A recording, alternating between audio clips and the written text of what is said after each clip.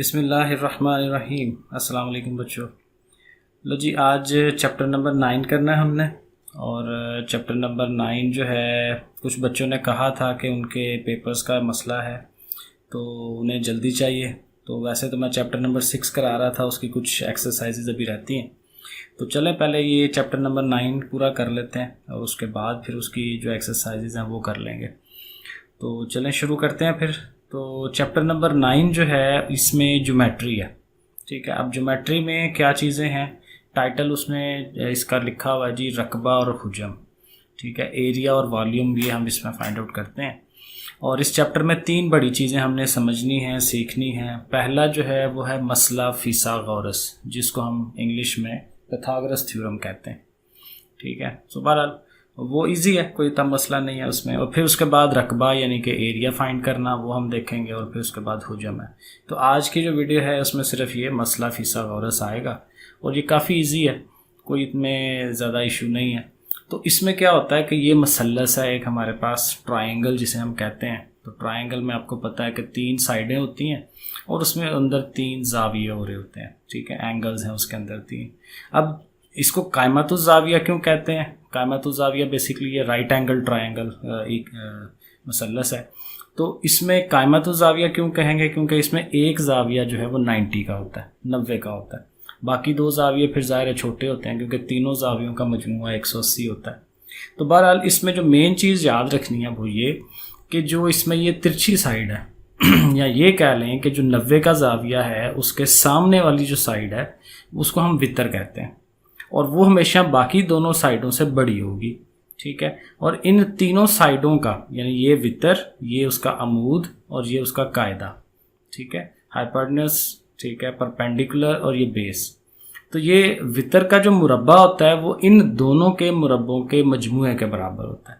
अब यही इसकी तारीफ भी है और यही इसका फार्मूला है। देखें लिखा हुआ है कि कायमतुज़ ज़ाविया मसलस के वितर का मुरब्बा उसके बाकी अज़ला के मुरब्बों के मजमूए के बराबर है। यानी बाकी जो दोनों अज़ला हैं उनके हमने मुरब्बे ले लेने हैं और उनका फिर मजमूआ यानी कि उनको हमने प्लस कर लेना। तो वो किसके बराबर आएगा? वितर के मुरब्बे के। तो ये हमने फार्मूला बना लिया है, सी का square is equal to A square plus B square. ठीक है, तो इस फार्मूले को ही यूज़ करते हुए ये पूरी एक्सरसाइज होनी है। तो अभी इस वीडियो में आधी एक्सरसाइज करेंगे, बाकी इंशाल्लाह अगली वीडियो में। तो चलें ये पहले क्वेश्चन की तरफ चलते हैं। ये है जी हमारी मश्क 9.1। अब इसमें देखें पहला जो क्वेश्चन है वो ये है कि तीसरा ज़िला मालूम करें। जाहिर है कि एक मुसल्लस के 3 ज़िले होते हैं। अब 2 ज़िले दिए होंगे, एक तीसरा जो है वो हमें मालूम करना होगा। तो हर दफ़ा हमने फार्मूला यही लगाना है, सी का स्क्वायर बराबर है ए का स्क्वायर प्लस बी का स्क्वायर। तो इस सवाल में सी मिसिंग है तो सी को वैसे ही लिखें।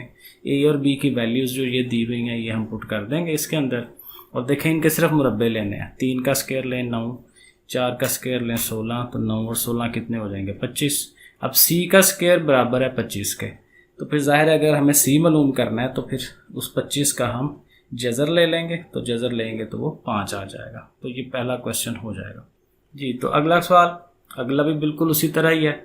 तो इसमें ए की वैल्यू दी हुई है 5, बी मालूम करना है और सी की वैल्यू 13 दी हुई है। तो उसी तरह वही फार्मूला हम लगाएंगे। सी की वैल्यू इस दफ़ा सी दिया हुआ है, पहले हमने सी मालूम करना था तो कोई बात नहीं, वैसे ही होगा। सी की जगह ये जो 13 की वैल्यू है वो लगा देंगे, ए की जगह पे ए की वैल्यू और बी हमें मालूम करना है। अब 13 का मुरब्बा लेंगे, 13 को 13 से ज़रब दें या कैलकुलेटर यूज़ करें, 169 आ गया। 25 जो है वो 5 का मुरब्बा लें, 25 हो जाता है। अब चूंकि बी स्क्वायर मालूम करना है तो बी स्क्वायर को अकेला करते हैं, हमेशा मसावात में यही करते हैं। तो 25 को उठाएंगे, इस साइड पे ले आएंगे, तो 25 में माइनस का हो जाना है। तो 169 में से 25 को माइनस करें तो 144 आ गया। तो बी का स्क्वायर इज इक्वल टू 144। और जाहिर है फिर यहाँ पे अगेन जज़र लेंगे, इस साइड पे भी ऐसे जज़र ले दें, इधर भी जज़र ले दें, तो फिर बी बराबर 12 के इक्वल आंसर आ जाएगा। तो ये कैलकुलेटर यूज़ करें जज़र लेते हुए तो वो आपको पता चल जाएगा। इसी तरह इसका तीसरा जो पार्ट है वो भी हो जाएगा, बिल्कुल वही चीज़ है। अब यहाँ पे ए मालूम करना है, वैसे ही वैल्यूज़ लगाएं, उसने उधर जाके माइनस होना है, एंड पे जज़र लेंगे। हाँ, इसमें यह है कि इसका जो आंसर है ए का स्क्वायर वो आ रहा है 3696। तो इसका जब आप डायरेक्ट जज़र लेंगे ना तो वो अशारिये में चला जाएगा। तो उसके लिए फिर एक ट्रिक यूज़ करते हैं कि 3696 जो है उसके फैक्टर बनाए जाते हैं। 16 ज़रब 231, ठीक है। तो 16 जो है आपको पता है 4 का मुरब्बा होता है, तो उसका जो स्क्वायर बनेगा, स्क्वायर अंडर रूट कट जाएगा तो 4 बाहर आ जाएगा। तो इस तरह से इसका आंसर जो है वो लिखा जाता है। ठीक हो गया। ये क्वेश्चन नंबर 1 के तीनों पार्ट्स हो गए। अब सवाल नंबर 2 पे आए, इसको समझ लें, ईजी है।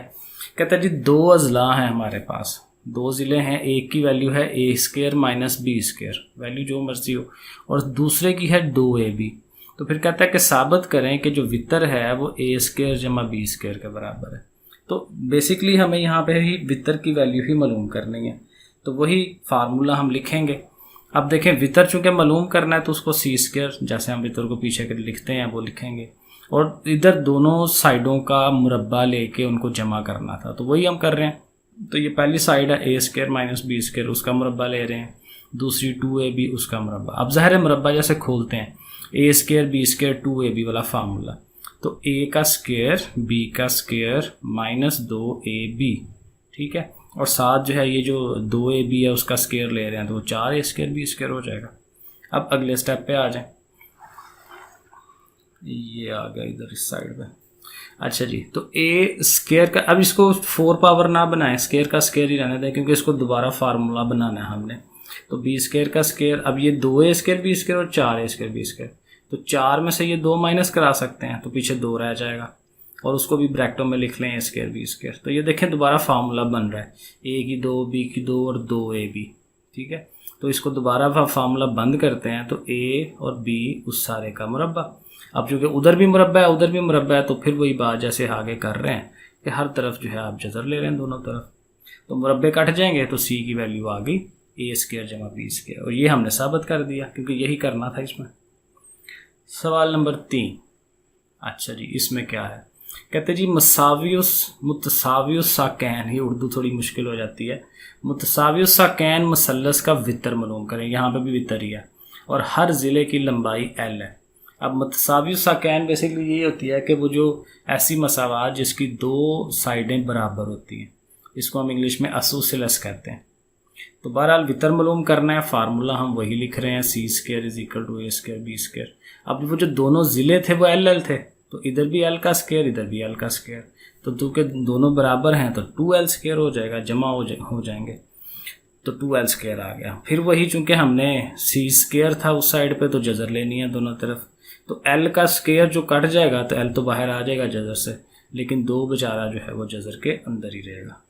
तो बस देखें, छोटा सा सवाल है, 2 नंबर का बन जाता है, 4 का भी हो सकता है बहरहाल, तो ये आ जाता है भीतर। ओके, सवाल नंबर 4 पे आ जाए।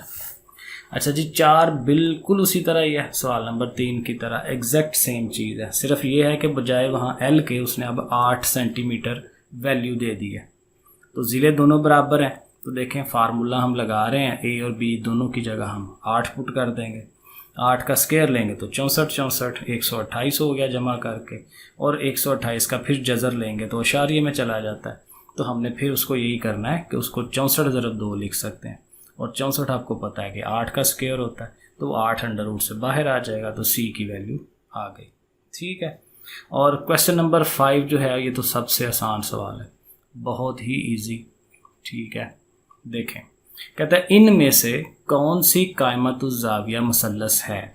उसने क्या किया है कि एक मसलस की तीनों साइडें दे दी हैं, 3, 4 और 5, और कहता है कि ये साबित करें कि ये कायमा है या नहीं है, चेक करें इसे। तो उसके लिए आपने एक बुनियादी चीज़ याद रखनी है, वो क्या कि जो तीनों रकमों में सबसे बड़ी रकम होगी ना, उसको आप वितर के तौर पर ले सकते हैं, उसको वितर के तौर पर चेक किया जा सकता है। तो इधर 5 है, तो 5 को वितर की जगह पे रखें और बाकी दोनों रकमों को दूसरी साइड पर रख लें, तो देखें कि दोनों साइडें बराबर आती हैं कि नहीं, left hand side right hand side, okay करके देखें। तो 5 का स्क्वायर लें 25, 3 का स्क्वायर लें 9, 4 का स्क्वायर लें 16, 16 और 9 मिलके 25, दोनों साइडें बराबर आ गई। तो हमने साबित कर लिया कि ये जो तीनों साइडें थीं, ये जो 3, 4, 5 है, ये किसकी साइडें हैं, कायमतुज़्ज़ाविया मसलस की साइडें। बस इतना काम है। इसके 2 पार्ट्स और हैं, ये तो ये देख लें ज़रा, हल कर दिए मैंने। तो 9, 17 और 25, 25 सबसे बड़ा है, 25 को एक तरफ रखें, 9 और 17 को दूसरी तरफ रखें, स्क्वायर लें तो दोनों साइडें बराबर नहीं आ रही, तो हम कहेंगे कि ये कायमतुज़्ज़ाविया मसलस नहीं है। और आखिरी पार्ट इसका 11, 61 और 60, तो 61 सबसे बड़ा है, तो उसको एक तरफ रखें, उसका स्क्वायर लें, और ये जब इसको हल करेंगे तो दोनों साइडें बराबर आएंगी, तो हम कह देंगे कि ये कायमतुज़्ज़ारिया मुसल्लस है। लो जी, आज ये सारा हो गया। ठीक है, तो जो नए लोग हैं जिन्होंने फ़र्स्ट टाइम देखा है तो वो सब्सक्राइब ज़रूर कर लें, क्योंकि इंशाल्लाह आपको बड़ी अच्छी तरह से ये चीज़ें मैं समझा रहा हूँ। और जो पहले से देख रहे हैं और अभी तक सब्सक्राइब नहीं किया तो आप कर लें, और शेयर करें, अपने दोस्तों को ज़रूर बताएं ताकि उनको पता चले कि ये किस तरह से काम चल रहा है। ओके जी, बहुत शुक्रिया देखने का। अल्लाह हाफिज़।